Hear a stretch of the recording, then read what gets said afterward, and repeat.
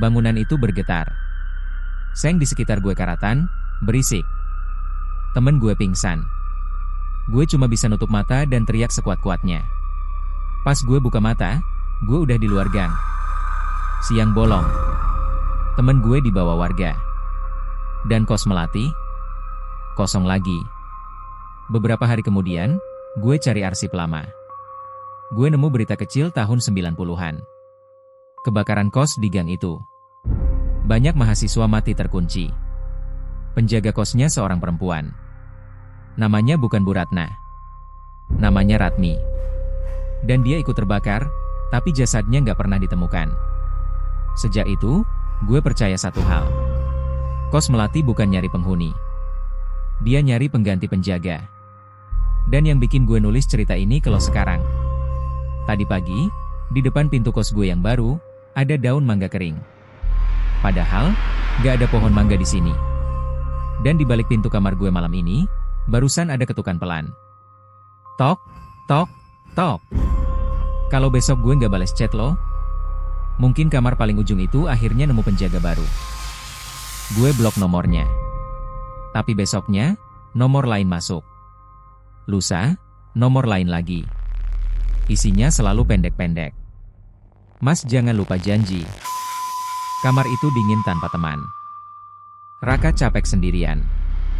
Sampai suatu malam, pesannya berubah. Mas lihat ke kaca. Gue refleks ngangkat kepala. Di depan gue, cermin lemari. Dan di situ, pantulan gue beda. Gue berdiri sendiri, tapi di cermin, ada satu sosok berdiri tepat di belakang gue. Rambut hitam panjang, wajahnya samar. Lehernya miring dengan sudut yang gak mungkin. Gue teriak. Lampu kamar mati. Cermin retak dengan suara keras. Besoknya gue cuti kerja. Gue balik ke gang kos Melati siang-siang, bawa teman. Gue butuh bukti. Gue butuh yakinin diri gue gak gila. Tapi pas sampai sana, seng penutup itu kebuka setengah. Dan di dalamnya, bangunan kos itu berdiri lagi. Utuh. Cat hijau pucat. Pohon mangga masih di depan. Seolah-olah nggak pernah ditutup. Temen gue nggak ngeliat apa-apa. Buat dia, itu cuma lahan kosong. Tuh kosong, katanya. Tapi buat gue, pintu kos kebuka pelan. Dan Bu Ratna berdiri di ambang pintu. Mukanya lebih tua sekarang. Keriputnya dalam. Matanya hitam, tapi senyumnya lebar. Mas pulang, katanya. Gue gemeteran. Ini bukan kos. Ini nggak nyata. Bu Ratna ketawa kecil. Suaranya kayak orang ngorok. Yang nyata itu janji, Mas, katanya. Kamu tidur di kamar itu. Kamu dibukain pintu. Artinya kamu diterima. Gue mundur. Temen gue nanya gue ngomong sama siapa.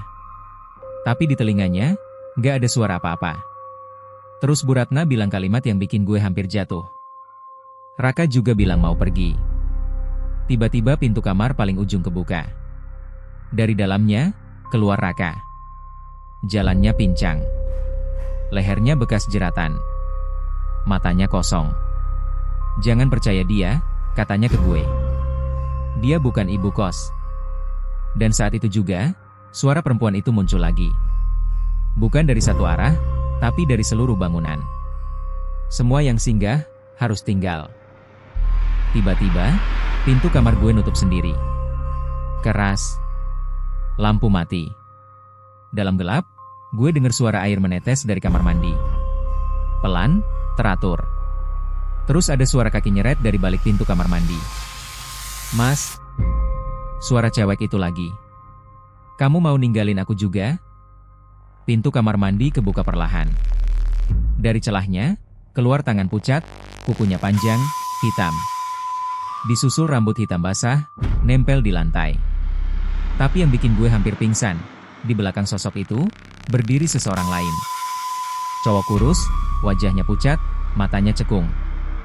Raka. Mulutnya bergerak, tapi suaranya bukan keluar dari dia. Dari segala arah. Pergi sekarang, katanya. Kalau enggak, kamu gantiin aku. Gue nggak mikir. Gue dobrak pintu, lari keluar kamar, turun tangga, keluar kos.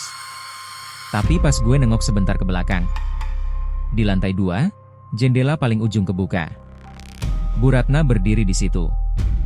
Di sampingnya, banyak bayangan berdiri berjajar. Besoknya, gue datang ke lokasi itu bareng teman. Kos Melati udah nggak ada. Bangunannya kosong, di pagar seng, katanya mau dibongkar karena tanah bermasalah. Tapi tiap gue lewat gang itu sekarang, terutama malam Jumat, gue masih dengar ketukan pelan dari balik seng. Tok, tok, tok. Kayak ada yang nunggu kamar baru. Beberapa minggu setelah kos itu dipagar seng, hidup gue pelan-pelan balik normal. Kerja, pulang, tidur. Tapi ada satu hal yang gak pernah hilang. Setiap jam 2 pagi, tepat jam 2, gue selalu kebangun. Bukan karena mimpi, tapi karena bau lembab. Bau kamar itu. Bau tembok tua dan air kotor. Awalnya gue pikir trauma. Sampai suatu malam, pas gue lagi bengong di kos baru, handphone gue bunyi. Nomor gak dikenal. Isinya cuma satu pesan. Mas masih ingat saya? Jantung gue langsung turun. Gue bales dengan tangan gemeter. Siapa ini? Balasannya lama. Hampir 5 menit. Terus masuk lagi. Saya yang jaga kos. Gue lempar HP ke kasur. Napas gue sesak. Nama Bu Ratna gak disebut, tapi gue tahu itu siapa. Tiba-tiba, ada suara napas. Dekat banget. Bukan dari luar, tapi kayak di dalam kamar. Napas berat, serat, kayak orang habis lari jauh. Gue ngerasa kasur gue turun dikit, seolah ada yang duduk di ujung kaki gue. Sumpah, badan gue kaku. Mata gue gak berani buka. Terus ada suara cewek, pelan, serak. Mas, kamar ini harusnya kosong. Besok paginya gue langsung nanya anak kos lain.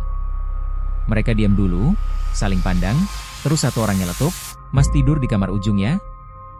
Gue ngangguk. Mukanya langsung pucat. Itu kamar udah lama gak ditempatin. Terakhir ada mahasiswa, katanya gantung diri di kamar mandi. Gue ketawa kering, mikir mereka bercanda. Tapi pas gue lihat kamar mandi, di atas plafon, ada bekas tali. Udah dicat, tapi masih kelihatan bayangannya. Malam ketiga, suara ketukan balik lagi. Tapi kali ini, dari dalam lemari gue. Dan pelan-pelan, pintu lemari itu kebuka sendiri. Dari celah gelapnya, ada rambut hitam panjang keluar, jatuh ke lantai kamar gue. Gue lari. Keluar kamar, keluar kos, nggak pakai sendal, nggak pakai mikir. Tapi pas gue nengok ke belakang, semua lampu kos mati. Cuma kamar gue yang nyala. Dan di jendelanya, ada seseorang berdiri, mukanya pucat, matanya hitam semua, senyum lebar ke arah gue. Besoknya, Bu Ratna bilang kamar gue nggak pernah disewain. Katanya, gue cuma diizinin tinggal sementara. Dan itu belum cerita paling parahnya. Jadi setelah malam gue kabur itu, gue nggak balik ke kos. Gue nginep di rumah teman kantor 2 hari. Pikiran gue masih campur aduk, antara capek, takut, sama denial. Otak gue maksa percaya kalau semua itu cuma halusinasi karena kurang tidur. Sampai hari ketiga, Bu Ratna nelepon. Nomor nggak dikenal. Begitu gue angkat, suara di seberang langsung bikin dada gue sesak. Mas, barang-barangnya masih di kamar, katanya pelan, lembut banget. Kasihan kalau ditinggal. Jadi gini, gue ceritain pelan-pelan ya, soalnya kalau keinget lagi aja bulu kuduk gue masih suka berdiri sendiri. Waktu itu gue baru pindah kerja ke Jakarta. Kantor di daerah Salemba, gaji masih pas-pasan, jadi pilihan gue cuma kos murah. Ketemulah satu kos di gang sempit, namanya Kos Melati. Nama doang Melati, tapi suasananya, entar dulu, gue ceritain dari awal. Pertama kali masuk gangnya aja udah beda. Gang kecil, motor cuma bisa satu arah, kanan kiri tembok tinggi, dan anehnya, sunyi.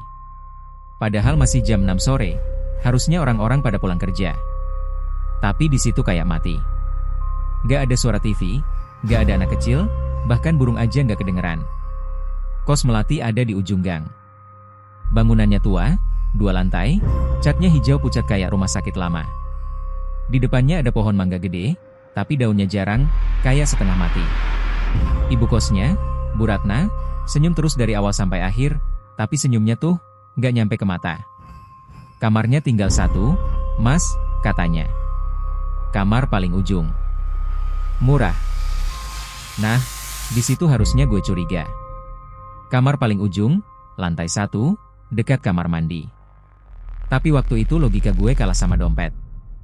Gue masuk, kamar itu sempit, cuma muat kasur, lemari kecil, sama meja. Jendelanya ngadep tembok. Tapi entah kenapa, hawa di dalamnya dingin banget, padahal nggak ada kipas nyala. Malam pertama masih aman. Capek, gue tidur cepat. Tapi pas masuk malam kedua, mulai kerasa aneh. Sekitar jam 2 pagi, gue kebangun karena dengar suara ketukan. Pelan, tapi ritmenya rapi. Tok, tok, tok, dari arah pintu kamar mandi yang cuma dipisahin tembok tipis. Awalnya gue pikir anak kos lain. Tapi lama-lama ketukannya pindah. Kayak dari tembok sebelah kasur gue. Gue merem, pura-pura tidur. Di Jakarta, lo belajar satu hal, jangan kepo kalau belum tentu aman.